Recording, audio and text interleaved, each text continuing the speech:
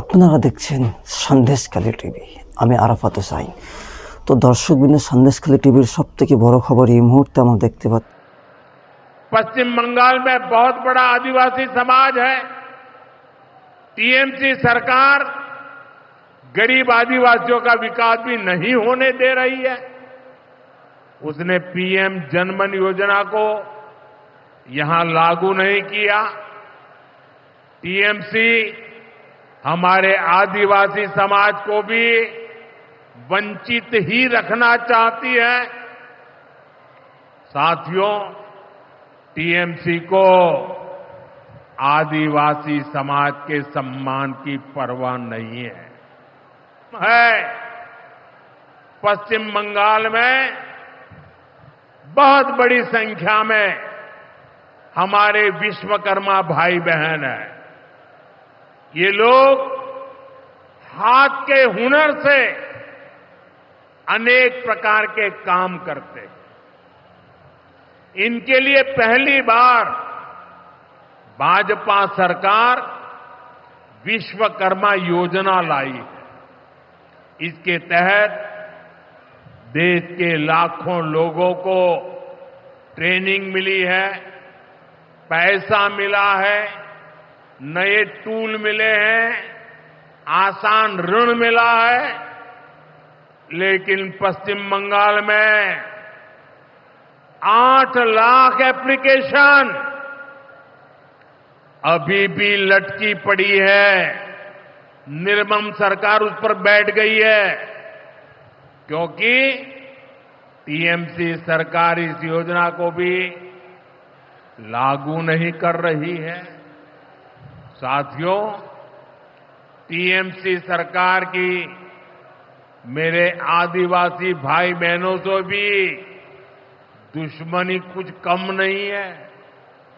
देश में पहली बार जनजातियों में भी सबसे पिछड़ी जनजातियों के लिए पीएम जनमन योजना बनाई गई है। पश्चिम बंगाल में बहुत बड़ा आदिवासी समाज है। टीएमसी सरकार गरीब आदिवासियों का विकास भी नहीं होने दे रही है। उसने पीएम जनमन योजना को यहां लागू नहीं किया। टीएमसी हमारे आदिवासी समाज को भी वंचित ही रखना चाहती है। साथियों, टीएमसी को आदिवासी समाज के सम्मान की परवाह नहीं है। 2022 में जब एनडीए ने एक आदिवासी महिला को राष्ट्रपति उम्मीदवार बनाया, तो सबसे पहले विरोध करने वाली पार्टी टीएमसी थी। बंगाल के आदिवासी इलाकों की उपेक्षा भी यही दिखाती है कि इन्हीं आदिवासी समाज से टीएमसी वालों को कोई लगाव नहीं है, कोई लेना देना नहीं। साथियों, कुछ दिन पहले दिल्ली में नीति आयोग की गवर्निंग काउंसिल की बहुत महत्वपूर्ण बैठक हुई। ये एक अहम मंच होता है जहां देश भर के मुख्यमंत्री मिलकर विकास पर चर्चा करते हैं।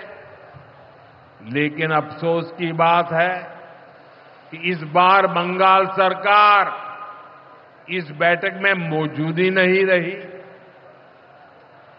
दूसरे गैर भाजपा शासित राज्य आए, सभी दल के नेता आए, हमने साथ बैठकर चर्चा की। लेकिन टीएमसी को तो सिर्फ और सिर्फ 24 घंटा पॉलिटिक्स करना है और कुछ करना ही नहीं है। पश्चिम बंगाल का विकास, देश की प्रगति उनकी प्राथमिकता में है ही नहीं। साथियों, केंद्र सरकार की जिन योजनाओं को यहां लागू किया भी गया है, उनको पूरा नहीं किया जा रहा। पीएम ग्राम सड़क योजना के तहत पश्चिम बंगाल के गांवों के लिए 4000 किलोमीटर की सड़कें स्वीकृत की गई। इनको पिछले साल तक पूरा हो जाना था। 4000 किलोमीटर तो छोड़िए, यहां 400 किलोमीटर सड़कें भी नहीं बन पाई है। साथियों, इंफ्रास्ट्रक्चर के काम से सुविधाएं भी बनती है और रोजगार भी बनते हैं। लेकिन हालत ये है कि पश्चिम बंगाल में 16 बड़े इंफ्रास्ट्रक्चर प्रोजेक्ट यहां की सरकार अटकाए हुए है। ये 90,000 करोड़ रुपए से अधिक के प्रोजेक्ट है। कहीं रेल लाइन आनी थी, रुकी पड़ी है। कहीं मेट्रो बननी थी, रुकी पड़ी है। कहीं हाईवे बनना था, बंद पड़ा है। कहीं अस्पताल बनना था, कोई पूछने वाला नहीं। ऐसे प्रोजेक्ट्स को ये टीएमसी ने लटका करके रखा है। ये पश्चिम बंगाल के आप लोगों के साथ बहुत बड़ा धोखा है। साथियों, आज जब सिंदूर खेला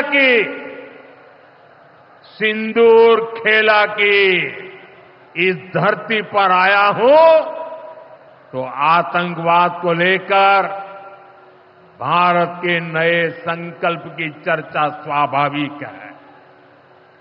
22 अप्रैल को पहलगाम में, जम्मू कश्मीर में आतंकियों ने जो बर्बरता की, उसके बाद पश्चिम बंगाल में भी बहुत गुस्सा था। आपके भीतर जो आक्रोश था, आपका जो गुस्सा था, उसको मैं भली भांति समझता था। आतंकवादियों ने हमारी बहनों का सिंदूर मिटाने का दुस्साहस किया। हमारी सेना ने उनको सिंदूर की शक्ति का एहसास करा दिया।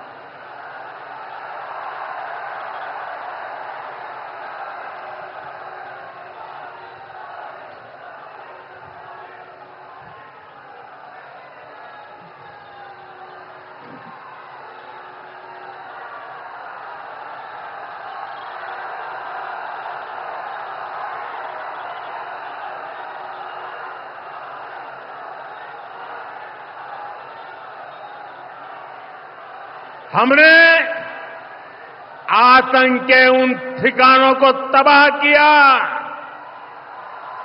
जिनकी पाकिस्तान ने कल्पना तक नहीं की थी। साथियों, आतंक को पालने वाले पाकिस्तान के पास दुनिया को देने के लिए कुछ भी पॉजिटिव नहीं है। जब से वो अस्तित्व में आए हैं, तब से ही उसने सिर्फ आतंक को पाला है। 1947 में बंटवारे के बाद से ही उसने भारत पर आतंक के हमला किया। कुछ सालों के बाद उसने यहां पड़ोस में आज के बांग्लादेश में जो आतंक फैलाया, पाकिस्तान की सेनाओं ने जिस प्रकार बांग्लादेश में रेप किए, मर्डर किए, वो कोई भूल नहीं सकता। आतंक और नरसंहार ये पाकिस्तानी सेना की सबसे बड़ी एक्सपर्टाइज है। जब सीधा युद्ध लड़ा जाता है तो उसकी हार तय होती है। उसका पराजय निश्चित होता है, उसको मुंह की खानी पड़ती है। यही कारण है कि पाकिस्तान की सेना आतंकियों का सहारा लेती है।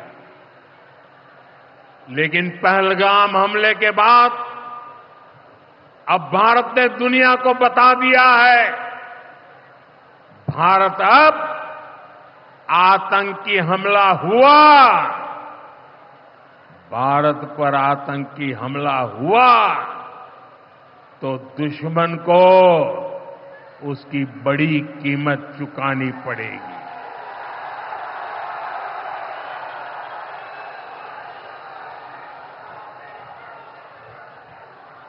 और पाकिस्तान समझ ले, 3 बार घर में घुस करके मारा है तुम्हें।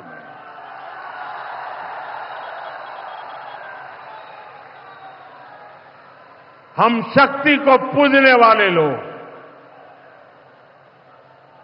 हम महिषासुर मर्दिनी को पूजते हैं। बंगाल टाइगर की इस धरती से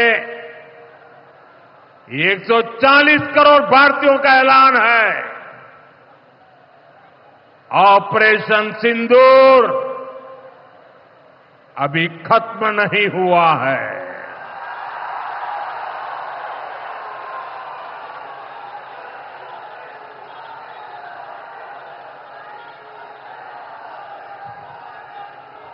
साथियों, पश्चिम बंगाल को अब हिंसा की, तुष्टीकरण की, दंगों की, महिला अत्याचार की, घोटालों की राजनीति से मुक्ति चाहिए। अब पश्चिम बंगाल के सामने भाजपा का विकास मॉडल है। आज भाजपा देश के कई राज्यों में सरकारें चला रही है। देश के लोग बार बार भाजपा को अवसर दे रहे हैं। पड़ोस में असम हो, त्रिपुरा हो या फिर ओडिशा, यहां भाजपा सरकारें तेजी से विकास कार्यों में जुटी है। मैं बंगाल के सभी भाजपा कार्यकर्ता साथियों से कहूंगा, हमें कमर कसकर तैयार रहना है। हमारे सामने एक बड़ी चुनौती है कि लोकतंत्र पर पश्चिम बंगाल की जनता के विश्वास को फिर से कैसे बहाल करें। हमें पश्चिम बंगाल के हर परिवार को सुरक्षा की, सुशासन की और समृद्धि की गारंटी देनी है। इसके लिए आने वाले दिनों में अपने प्रयासों को हमें और तेज करना होगा। साथियों, विकसित भारत बनाने के लिए पश्चिम बंगाल का तेज विकास बहुत जरूरी है। हमें पश्चिम बंगाल को उसका पुराना गौरव लौटाना है। ये हम सभी मिलकर करेंगे और करके रहेंगे। एक बार फिर आप सभी को इतनी बड़ी संख्या में यहां आने के लिए बहुत बहुत आभार व्यक्त करता हूं। मेरे साथ तिरंगा ऊंचा करके बोलिए, भारत माता की, भारत माता की, भारत माता की, भारत माता की। बहुत बहुत धन्यवाद।